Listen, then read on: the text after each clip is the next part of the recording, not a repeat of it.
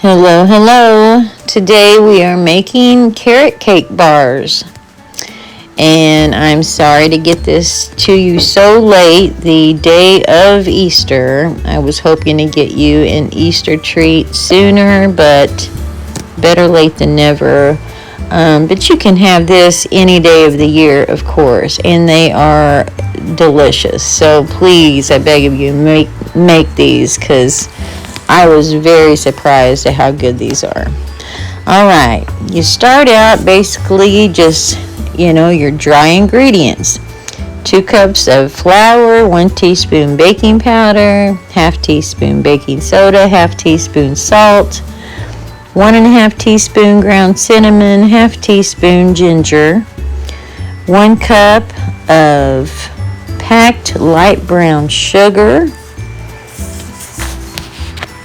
Am I getting ahead of myself?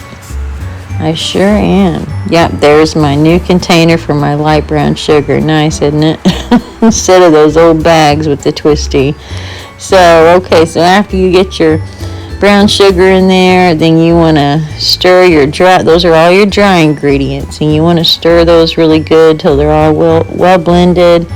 I've realized finally to stir with a whisk, which was so much better, easier, and made it more blended evenly. So, because you want to make sure and distribute those spices throughout the whole cake, or cake bar, I should say, because it really is, it's perfectly right between a cake and a bar. It's like a handheld cake, I guess. So anyway, so whisk together your dry ingredients, get them well blended, get those, and the spices are fabulous in this dessert, and trust me, you're going to love it. Okay, and once you get your dry ingredients blended, then you're going to start putting your wet ingredients in. You're going to start out with vegetable oil, a half cup. Then 2/3 cup of milk. And I've also put on your screen these instructions as well, the amounts of everything. So then you want to add 1 teaspoon of vanilla extract and your 3 eggs, and no egg shells, but I always manage to drop a shell. I never leave any bits of shells in my food, though, I promise. Sorry for the loud truck. Oh my goodness. Okay, so you've got 3 eggs. And the last ingredient, which doesn't go in quite yet, is going to be a cup of shredded carrots. And you're going to shred these carrots with a cheese grater, because you want your carrots to be little bitty shreds, not the long shreds. So you want to use a cheese grater. And then, so now you want to pour your wet ingredients into your large bowl of dry ingredients and mix those together. And get all of the ingredients except for the shredded carrots. Get all of those blended well.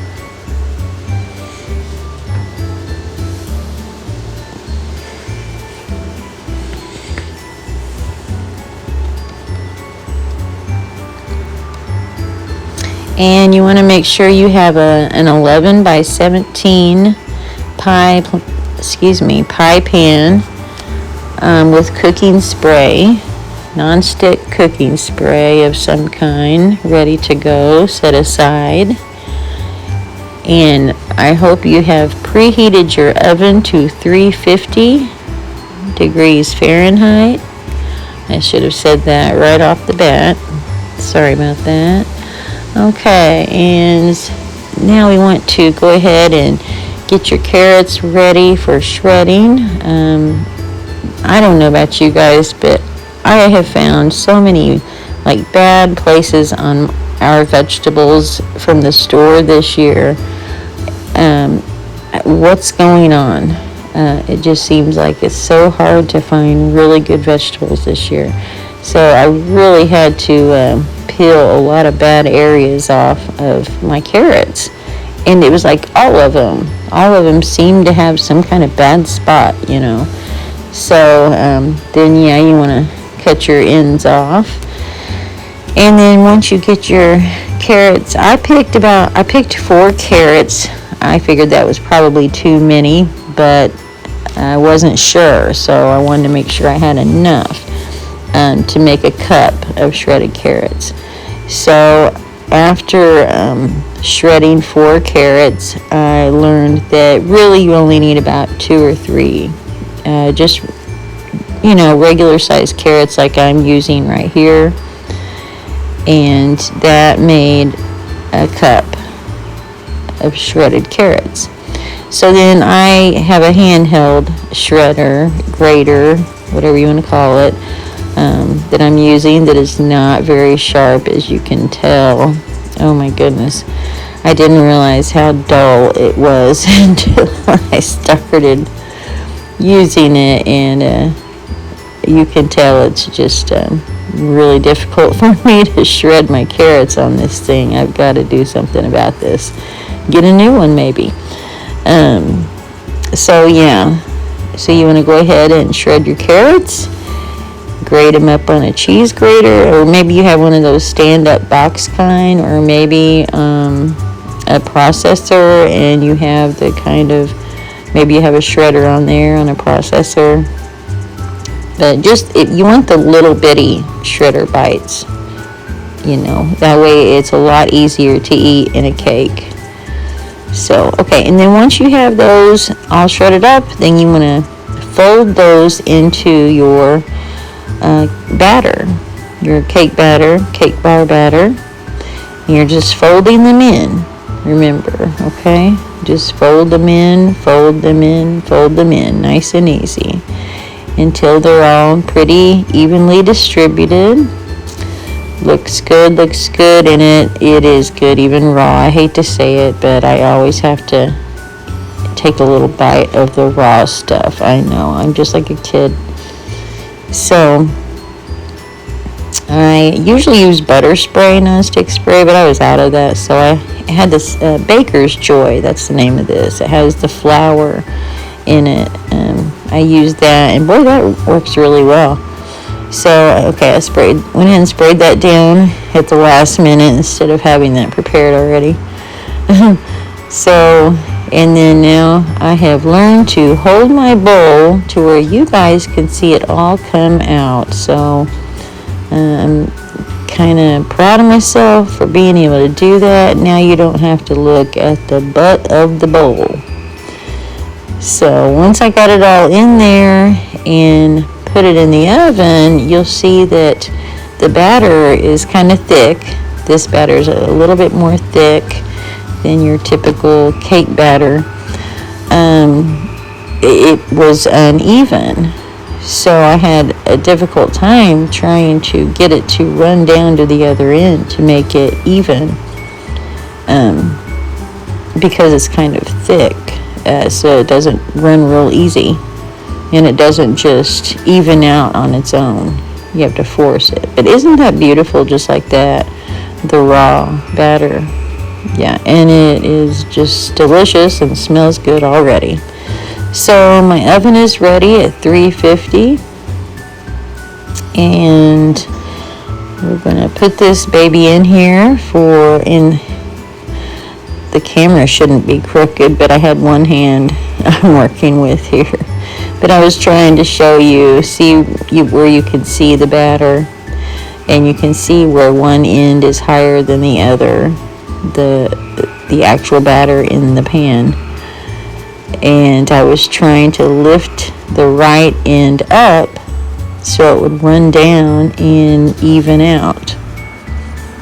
So it did even out eventually a little better, but it wasn't perfect. But that's okay. I wasn't going anywhere fancy with this, so it was just here for home, and nobody complained. So in the recipe that I have, it calls for it to bake for 15 to 17 minutes. However, I found after 16 minutes, I needed another 10 minutes. So, you might want to start out 15 to 17 minutes and see what you think with a toothpick test. So after 16 minutes, I did the toothpick test, and you'll see I put it right in the middle, and you'll see that it came out just completely raw batter still. It was all wet, see, from top to bottom. So we definitely needed some more time, so I added 10 minutes, and after 10 more minutes, which would make that 26 minutes altogether, the toothpick was perfectly dry. It was just perfect. So I didn't want to cook it anymore, for sure, because I didn't want it too dry. And I mean, it tastes moist. So I got lucky. One more minute, I probably would have dried it out too much. So yeah, you just saw the toothpick after 10 more minutes. So after 26 minutes, it was perfectly done. So I took it out, and see my new kitten there on the floor? Isn't she pretty? Anyway, okay, sorry. We have too many cats around here. Okay. It smelled so good. It does smell good, and it's very pretty. It did even out pretty good, though. Yep, and I just used cream cheese icing, just your regular generic Walmart brand cream cheese icing from a can, and it was, believe it or not, it was not too heavy, not too sweet. It was really good. And I am not a cake decorator whatsoever, okay? So I saw a cake decorator one time just say, for beginners, just say, she said to make 4 big dollops of icing, by the 4 corners in like a square cake like I did, and then it's the easiest thing to do, to just back and forth, spread it out, and it turns out beautiful. So that's what I did, and it did turn out beautiful, and it tastes beautiful. And it was the perfect amount, especially on a cake bar. You want a cake bar to have just a real thin layer of icing. You don't want a thick icing like on a regular cake. So this worked out perfect with this size, this 11 by 17.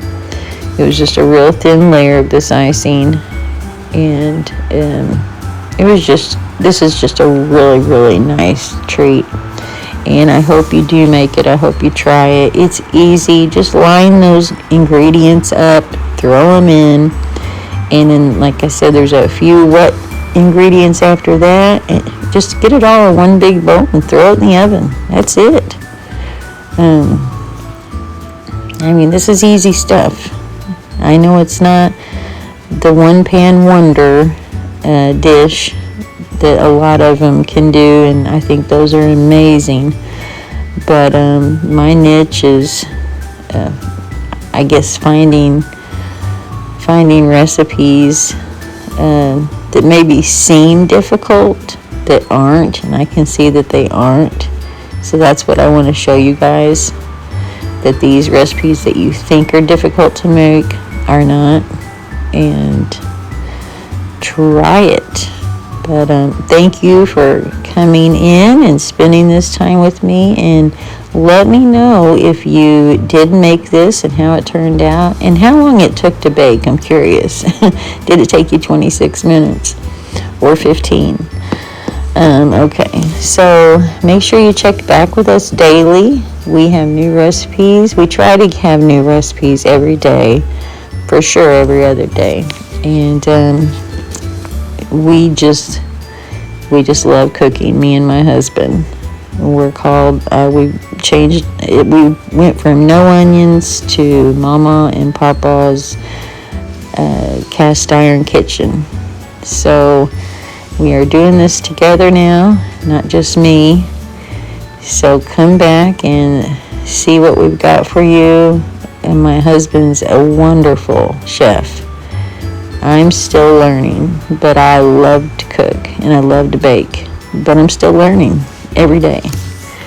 So, well, thank you again. And don't forget to like and subscribe. Always, always. All right. You have a good day and happy Easter to everyone out there.